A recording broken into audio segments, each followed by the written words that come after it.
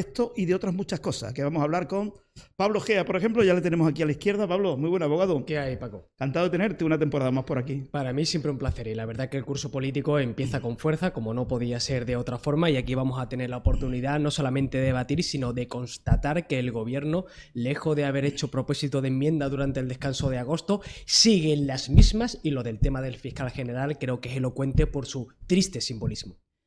Pablo Gea, que bueno, dice, ¿vas a fichar por Vox? Pregunta directa, pero no anda con rodeo. ¿Vas a fichar por Vox o no? Yo estoy afiliado al partido. Ah, vale. Lo digo claramente, para que no haya ningún tipo de duda ni ningún tipo de habladuría. He decidido dar finalmente el paso y yo, evidentemente, como con todo lo que hago, yo cuando doy un paso lo doy hasta el final, con todas las consecuencias y sin medias tintas. Creo que ahora mismo es el momento adecuado para hacerlo, para dar una oposición de verdad a Pedro Sánchez e, insisto, al PSOE.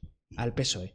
Evidentemente, esa oposición tiene que hacerse con todos los partidos políticos y todos los potenciales aliados que pueda haber. Ahora mismo hay que estar completamente a una, pero esa oposición tiene que ser contundente y tiene que ser implacable, porque como ya lo vamos a ver con el tema de Juanma Moreno, esta gente, el PSOE, no va a dar cuartel y va a hacer una campaña sucia contra los opositores. Va a ser la oposición de la oposición y ahí la oposición tiene que ganarse su título. Bueno, actualmente solamente hay dos partidos que le hacen la oposición a Sánchez. PP y Vox. Los demás están entregados por razones obvias al sanchismo, ¿no? Totalmente, pero es que aquí es una cuestión de aritmética, lo hemos hablado también muchísimas veces. El Partido Socialista sabe que por mucha oposición que le puedan hacer, al fin y al cabo es una cuestión de números. Y Pedro Sánchez va a agotar la legislatura hasta el final. Y seguramente querrá presentarse también como candidato. Entonces, ahí la cuestión es ver si tú apuras o no apuras con los números. Pero hay que ganar el relato en la calle. Como no se gana el relato en la calle, no hay elección. Además que solamente hay que ver cómo reaccionó ella cuando definitivamente se procedió a la detención de Santos Cerdán. Esa mujer salió a comparecer y lloraba, y eran lágrimas de cocodrilo. Y ese lloro no era por una lógica empatía con un compañero de partido, era su lloro por su futuro político. Entonces, ese comportamiento es absolutamente elocuente. Y yo creo que existen razones objetivas para que ella comparezca. Es decir, al margen de la estrategia política, esa mujer tiene que comparecer, aunque solamente fuese porque del informe de la UCO, bueno, del informe relativo a esta cuestión, porque hay muchos informes, y del propio sumario judicial, se desprende la trama que había creado Santos Cerdán en Navarra. Con lo cual, es absolutamente imposible que una mujer implicada en la estructura orgánica del partido, como lo ha estado en esta Chivite, desconociese eso. Algo debía de saber, de la misma forma que Pedro Sánchez algo debía de saber sobre lo de Santos Cerdán, sobre lo de Koldo y sobre lo de Ábalos. Entonces, ella evidentemente que tiene que dar explicaciones. Me gustaría traer a colación la entrevista que le han hecho a Pedro Sánchez en el Nodo. Y él ha dicho, precisamente, que bueno, que él ha sido implacable en la persecución de la corrupción y que por lo tanto eso no es un elemento fundamental de lo que es la estructura del partido. Y yo siempre quiero poner el foco en esto porque nunca se repetirá lo suficiente. Incluso aunque se llegara en un momento a probar que el PSOE como persona jurídica ha metido la mano en el tarro, es decir, está pringada jurídicamente, en el fondo da exactamente igual. Porque el escándalo de corrupción es tan sumamente grande, afecta a dos secretarios de organización nombrados por el presidente del gobierno y por gente como María Chivite, en un momento dado, que yo no descartaría que su nombre se deslizase en un informe de la UCO o en el propio sumario judicial. Es decir, es que es gente de un renombre y de un control organizativo tan grande que es absolutamente imposible que no supiesen nada o que no tuviesen algún tipo de control sobre. Al PSOE le queda un calvario judicial. Pero durante ahí yo añadiría otra cosa. Eso es cierto, es un hecho objetivo, nadie discute eso. Yo a dónde voy a lo del tema del relato, a cómo lo vendes, porque la política es lo que es. Sí. Bien, ¿cuál va a ser el argumentario del PSOE? Arrinconar todo eso a 4 o 5 personas defenestradas que ya, como dijo Montero, es que eso corresponde a una persona que ya no está en el PSOE. ¿Qué me está usted contando? ¿Me está tomando por imbécil acaso? Es que son personas tan pesos pesados del partido que en el fondo da igual que el juez acabe trayendo al PSOE como persona jurídica. Es que es la propia estructura del PSOE. Y ahí lo que tiene que hacer la oposición es ganar ese relato y decirle, no, oiga, no. Esto no son 4 tíos. Esto no son 4 corruptos. Esto es gente que es el nudo gordiano de la estructura del PSOE. Y si esta gente está imputada, investigada y se sienta en un banquillo, eso equivale a declarar al Partido Socialista Obrero Español como un partido corrupto. Es que tú tienes ahí una serie de cosas que puedes explotar, pero una barbaridad, porque aparte son hechos incontestables. Yo confieso, cuando yo estaba viendo esa entrevista, digo, o sea, la veo porque hay que verla. Pero yo la verdad que me estaba poniendo blanco, porque digo, ¿cómo puede este sinvergüenza mentir de una manera y eso que le da exactamente igual? Porque puede a lo mejor mentir y dice, bueno, pero hace el gesto y tal, pero nada, y blanco con la jeta de cemento. O sea, un tío que te dice que es incompatible con cualquier noción de corrupción, cuando precisamente lo primero que ha hecho ha sido mandar al fiscal general a abrir el año judicial. Un año que se cierra precisamente con el impulso de una legislación para arrebatarle a los jueces de instrucción la instrucción, es decir, la investigación de las causas y entregársela a los fiscales, porque la fiscalía de quién depende. Eso lo dijo él en una entrevista. Un tío que hace eso, un tío que ha atacado totalmente a los jueces, un tío que precisamente lo que no ha conseguido derribar todavía es la UCO, razón por la cual se está sentando a su gente en el banquillo, no puede decir que es que se está investigando a gente que es inocente, aunque solamente fuera por el hecho de que su hermano fuese tan estúpido de llegar a una declaración judicial que le preguntase a la juez que dónde él tenía la sede de su trabajo y dijese que no la recuerda. Bueno, aunque solamente dejadme un poco, has escrito también mucho sobre el socialcomunismo, el nazismo en Alemania. ¿Ves la caída del socialcomunismo próximamente? Yo ahí quisiera ser cauto, pero no por deseo expreso, es decir, por mí, que ese planteamiento desapareciese de la faz de la Tierra. Ahora, que ese colapso vaya a ser rápido y vaya a desaparecer completamente, yo tengo mis dudas. Porque es cierto que en ese ámbito, en ese continente, bueno, incluso aquí también en Europa, ese planteamiento tiene un arraigo muy fuerte, no solamente entre parte del pueblo llano, sino entre élites políticas y, lo que es peor, élites intelectuales. En cualquier caso, lo que es absolutamente indiscutible es que todos estos planteamientos tienen dos elementos fundamentales allá donde arraigan e independientemente de la escala del tiempo. Da igual que sea en Rusia en 1917, da igual que sea en Venezuela, da igual que sea en España. Este tipo de grupos siempre va a monopolizar el poder del Estado, a desmantelar las instituciones del Estado de Derecho y a asesinar, cuando no a proscribir, a la oposición. Siempre, en todos sitios, lo hagan de una forma o lo hagan de otra. Con lo cual, cuando uno examina lo que sucede aquí en España, y para mí es lo grave, poniendo el foco aquí, es que el PSOE en ese sentido, gracias a sus aliados y por conveniencia política, ha asumido ese espíritu y ha asumido ese planteamiento. Por eso, Sánchez no tiene ningún tipo de pudor en tener a Otegi, como comentamos, como aliado, o a un tío como Puigdemont, que hace un año vino aquí a Barcelona a ahogarle la investidura a ella y se fue sin que ningún policía, guardia civil, cuerpo de fronteras le echase el guante.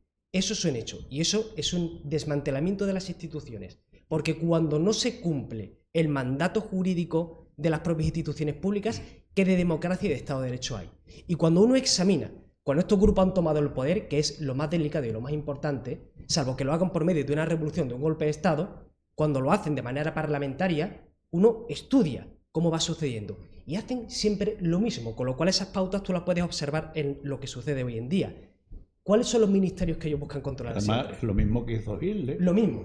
Interior. Exactamente. Claro, estamos hablando que ganó las Hitler elecciones y desde el poder desmanteló las instituciones, sí, proscribió a la oposición, Como Chávez. los ilegalizó. señores, que estamos hablando de Hitler como el hacedor del nacionalsocialismo. Bien. Muchas veces decimos nazi y la gente, nazi, extrema derecha, además. Nacionalsocialismo. Bueno, nazi significa es que nacionalsocialismo. Hombre, lo Mussolini digo fue para miembro que del los comité. telespectadores vean que la palabra socialismo ahí está. Nazi, nacional, socialismo. Mussolini Pero fue sí que miembro del además Hitler- Comité Federal del Partido Socialista Italiano. Totalmente.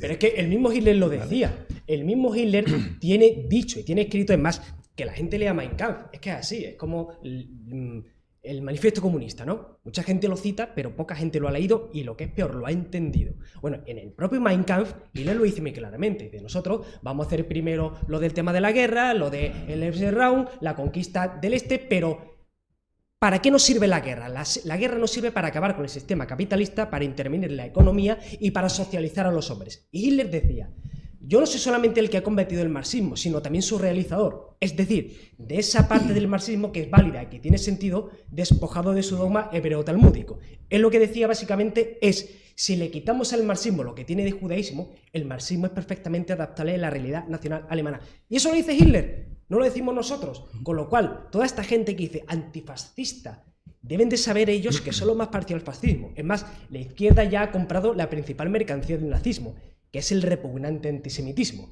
Y lo hemos visto en el ridículo que han hecho ahora con el barquito este de la... Yo subestimaría dos factores importantes, para desgracia de los españoles. Factor número 1, la influencia y lo incrustado que está el PSOE en las instituciones, por mucha debacle electoral que sufra. Y aspecto número 2, la capacidad formidable que tiene para recuperarse. Otra cosa es lo que hablamos del tema de las instituciones. Entonces, un partido político, y eso lo sabe todo el mundo, puede sufrir cualquier debacle electoral. Pero ahora, ¿eso puede suponer su debacle como maquinaria de partido? Es que es otra cosa diferente, porque mientras tú conserves esas posiciones, tú te puedes recuperar, porque tienes poder, porque tienes dinero y porque tienes militantes. El rey estaba obligado ayer a recibir la memoria que le entregó. Es que el rey tiene un papel simbólico, que es el que se recoge en la Constitución. Entonces, el rey no tiene sentido voluntad para hacer o dejar de hacer. Todo su guión se lo escribe la Moncloa, esté quien esté. Entonces, en tanto que es un jefe de Estado de carácter simbólico, no puede sustraerse de esa obligación. Cuestión que te guste más o te guste menos. Pero no quisiera yo desviarme del tema del fiscal general, que es lo importante. Démonos cuenta de que el fiscal general, tal y como está previsto legislativamente su figura, no es para que sea un pelele del gobierno, que es lo que pretende Pedro Sánchez y es lo que pretende el PSOE. Pero yo creo que aquí la cuestión ya no es ni siquiera que él haya hecho lo que ha hecho, sino es que la mera sombra de sospecha de que lo haya hecho ya justificaría su dimisión para, como bien acaba de comentar, no manchar la institución. Porque después de todo esto, ¿alguien realmente se puede convencer de que la Fiscalía es independiente? Nadie. Y lo que más lo sufren, me gustaría poner el dedo en la llaga, los que más lo sufren son los fiscales. Amigos míos que son fiscales me dicen: Pablo, estamos viviendo un auténtico calvario porque somos una institución absolutamente defenestrada y a los fiscales se nos defenestra y la gente piensa que nosotros somos correa de transmisión del gobierno y no es verdad. Tratamos de ser independientes, pero te encuentras casos tan sumamente insólitos como que tú tengas un fiscal que está acusando al fiscal general. O sea, ¿el subordinado realmente va a mantener una acusación contra su jefe? Él tendría que haber dimitido ya. ¿Qué es lo que pasa? Sánchez le necesita ahí. Sánchez le necesita ahí a muerte, mientras sus proyectos legislativos para acabar con la independencia judicial se van materializando. Porque en el momento en que pongan a otro fiscal general, ya sí que las instrucciones que están abiertas van a coger un corrido mucho más grande. Y eso es lo que él no puede permitirse. Así que le va a obligar a estar ahí y le va a obligar a estar en cualquier otra instancia o acto. Que la gente no se olvide de esto. Es una afrenta también a la propia independencia del Poder Judicial. Y esto, aunque parece que es obvio, ¿no? Dice, pero que los árboles no nos impidan ver el bosque. No se nos olvide que Sánchez sigue todavía enfrascado, y así lo dijo también en la entrevista, como hemos comentado antes del nodo, en luchar y acabar con los jueces que a su juicio dictan sentencias que no son de su gusto. Esa guerra él la tiene abierta y tiene que ganarla por su propia supervivencia, porque si no sabe que cuando salga de la Moncloa va a pasar de la Moncloa al talego. Bien, teniendo eso en cuenta, él al mandar ahí al fiscal general, independientemente de que hable o no, lo que está diciendo es: aquí el poder lo tengo yo porque la fiscalía depende de mí y este hombre hace lo que yo le diga independientemente de que sea su voluntad o no. Y hablamos del aspecto simbólico, pero vamos a tratar otra cosa, el tema del delito por el que se está investigando al fiscal general, es decir, por un delito de revelación de secretos. A ver si la gente se entera de una vez de que ni un fiscal, ni un abogado, ni un secretario judicial, ni un juez puede hacer público datos que tenga conocimiento por su intervención en el sumario. Es decir, si yo como abogado cojo los datos de mi propio cliente incluso, no hablemos ya del contrario, y los saco para ganar un relato en redes sociales, que por cierto, ahí están los mensajes, es que no nos pueden ganar el relato, es que usted no tiene que ganar relatos de ninguna clase, usted tiene que limitarse a realizar su función. Al usted decir y afirmar que tiene que ganar un relato, lo que está diciendo en el fondo que usted es la correa de transmisión de un gobierno y que usted no es un fiscal general, usted es un ministro y hace una labor política. Eso es lo grave. que es plausible que el hombre haya querido dimitir y que Sánchez no le haya dejado. Pero al hilo de lo que estaba como comentando él, me parece interesante un detalle, que la gente retenga. Todos los que dicen que estos jueces que están instruyendo causas contra Sánchez y contra el fiscal y tal y cual, que hacen lawfare, término que mucha gente utiliza, pero que muy pocos saben lo que es, yo les reto a que cojan los sumarios judiciales, ¿vale? Los que sean públicos, y que saquen un solo razonamiento de esos sumarios, de esos autos y de esas sentencias que esté fundamentado en un criterio político y no jurídico. Y luego, por eso manda ella, porque sabe que eso le supondría un desgaste enorme. Es decir, no es que Sánchez no tenga disposición a reunirse, este se reúne con el mismo diablo si con eso aguanta el poder. Que sea. Pero como no es tonto, para desgracia de España, no es tonto, sabe que eso le supondría un desgaste que no se puede permitir. En un momento de fortaleza sí se lo podría permitir, ahora no se lo puede permitir porque sabe que está en la cuerda floja. Por eso manda ella y dice, si alguien tiene que comerse el marrón, te lo comes tú. Y esta frase que hemos comentado aquí varias veces y que es reproducida a nivel múltiple en redes sociales de quién depende de la fiscalía, ¿alguien se acuerda en el contexto en el que la pronunció? La pronunció cuando en dijo una que él entrevista. iba a traerse, exactamente. Que iba a traerse a Puigdemont. Se comprometía con el pueblo español, con el electorado, a traer a Puigdemont. Está claro lo que vale la promesa.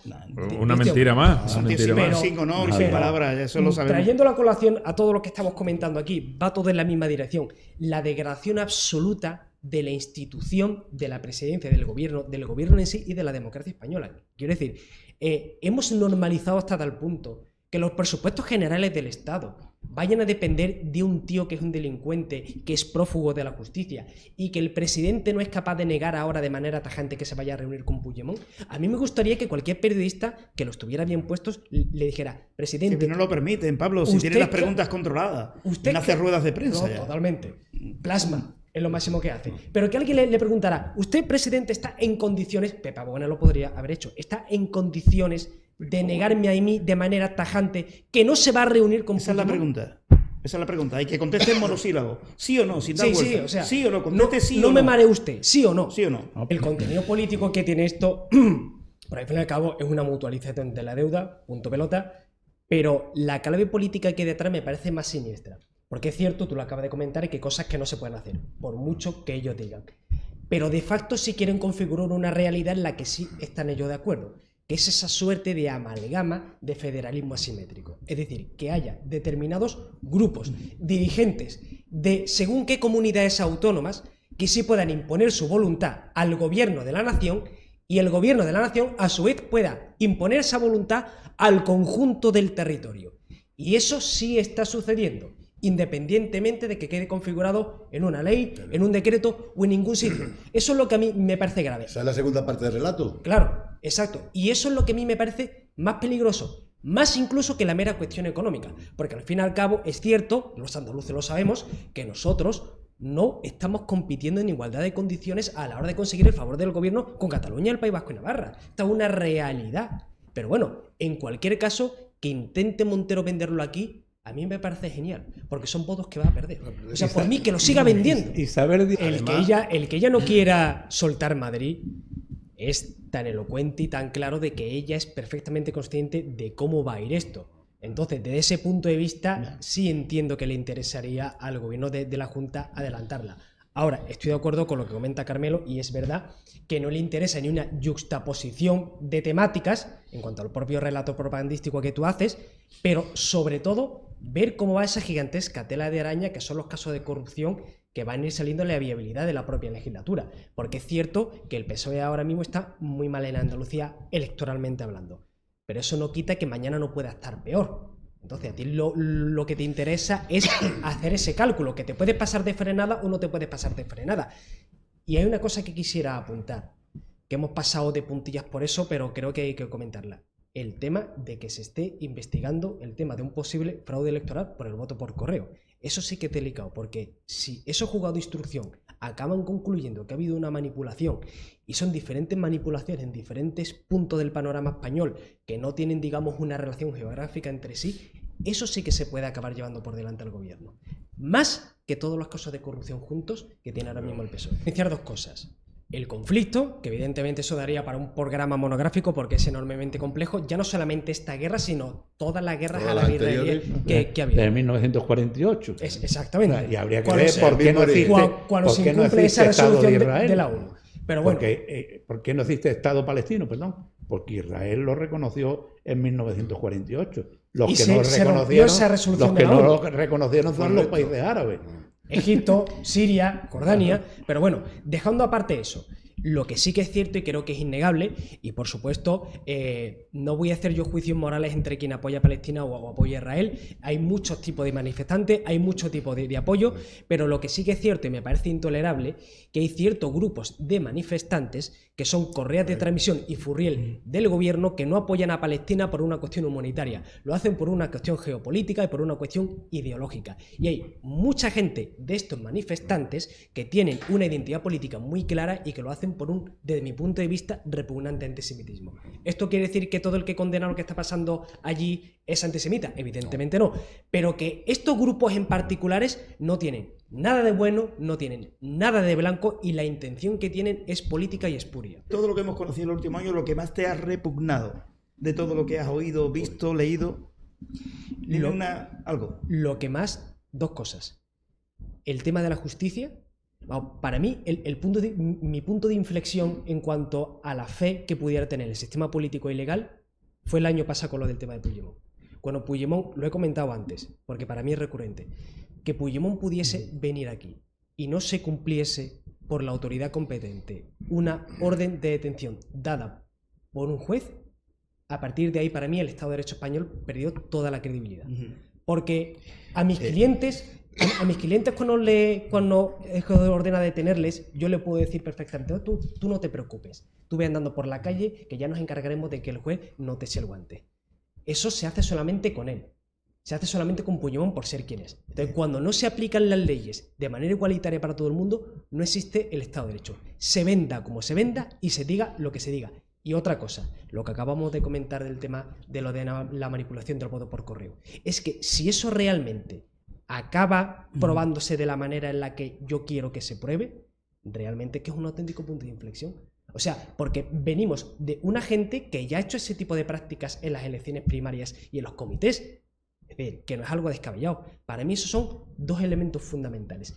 El ataque a la justicia y el ataque a la soberanía que dan unas elecciones. Abogado, lo de definir al PSOE como la mafia socialista, ¿es un insulto o una definición real? Yo diría que es una definición bastante acertada. ¿Que ellos se lo van a tomar como un insulto? Los pobres diablos que van a hacer. Pero desde luego, en tanto que hay un sumario judicial que está investigando eso, que hay unos informes de la OCU bastante contundentes, es que de qué otra forma se puede definir. No definieron ellos así al Partido Popular por asuntos que son inferiores, por así decir, en cuanto a su gravedad jurídica que esto. O sea, ¿es que tenemos una doble vara de medir? A mí lo que más me ha indignado cuando el reparto del ex número 2 del PSOE, Ábalos, en las conversaciones telefónicas con Koldo, de cómo se repartía a las mujeres, ¿no? El desprecio a la prostituta con el dinero público. Pues si fuese dinero suyo, Koldo, pues bueno, vale. Pero eso es una vergüenza. Koldo tiene un audio que es absolutamente lacerante porque digamos que abre en canal todo el falso relato del PSOE cuando le dice a una es que sois muy putas. Sí. O sea, sí, es tremendo. Tío, o sea, sin vaselina. Tal cual. El partido de las mujeres, este es el partido de las mujeres que mete auténticos delincuentes sexuales dentro del área de poder. Es que ni siquiera se sostiene por eso. Y Yolanda callada. Claro. Sigue en silencio. Bueno, Yolanda callada. Si ya le dijo al Sina que quería su cartera de ministra y que no la iba a soltar ni a tiros. La nómina. Le faltó Yuri. Y Luis,